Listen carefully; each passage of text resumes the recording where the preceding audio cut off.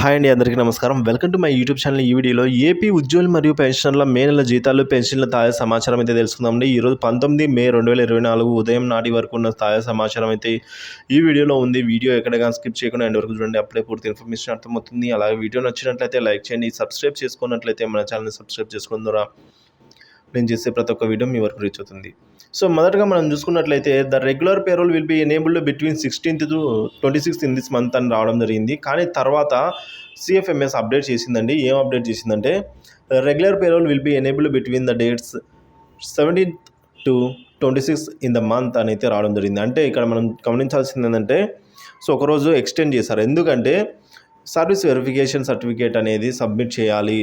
So తప్పనిసరిగా చేస్తేనే మీకైతే మే నెల జీతాలు వస్తాయని సిఎఫ్ఎంఎస్ వారు అప్డేట్ ఇచ్చారు. రెగ్యులర్ పేరోల్ అయితే ఈ విధంగా ఒకరోజు ఆలస్యంగా అయితే ఓపెన్ చేయడానికి కారణం అదే అని చెప్తున్నారు.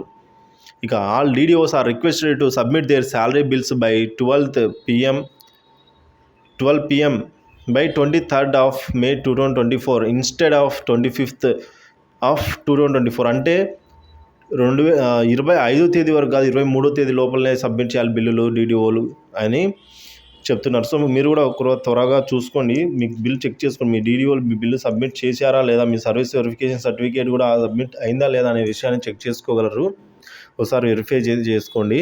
సో డీడీఓలకి అయితే ఇది ముఖ్య గమనిక. 23వ తేదీ మే లోపల అయితే బిల్లులన్నీ సబ్మిట్ చేయాలని అయితే మళ్ళీ సిఎఫ్ఎంఎస్ నిధి వారి నుంచి అయితే అప్డేట్ రావడం జరిగింది. Please note that salary bill submission will not be accepted after 12th p.m. of 23rd May 2024 అని రావడం జరిగిందండి. సో తర్వాత అప్లై చేస్తే వాళ్ళు తీసుకోమని కూడా చెప్తున్నారు. మరి ఎందుకో ఏమో ఇలా కొత్త రూల్ తీసుకురావడం జరిగింది. 23వ తేదీ లోపల బిల్లులు ఉంటే ఉన్నట్టు, లేకపోతే లేనట్టే అని అయితే మహా కరాఖండిగా చెప్పారు.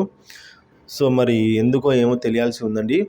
సో 23వ తేదీ లోపల మీ బిల్లు సబ్మిట్ అయిందా లేదా అనేది ఒకసారి చెక్ చేసుకోండి. కాకపోతే త్వరగా మీ బిల్లు సబ్మిట్ అయ్యేలాగా మీ డీడీఓలకు అయితే రిక్వెస్ట్ చేసుకొని మరీ సబ్మిట్ చేయించుకోగలరు. సో ఈ విధంగా మనకు ఒక మెమో జారీ చేయడం జరిగిందండి. ఆ మెమోలో ఏముందంటే attention of all DDO, all district treasury and accounts officers in that state invited to subject the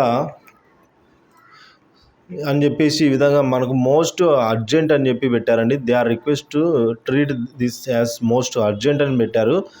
మరి ఎంతో అర్జెంట్ లేకపోతే ఇలా పెట్టరు కాబట్టి.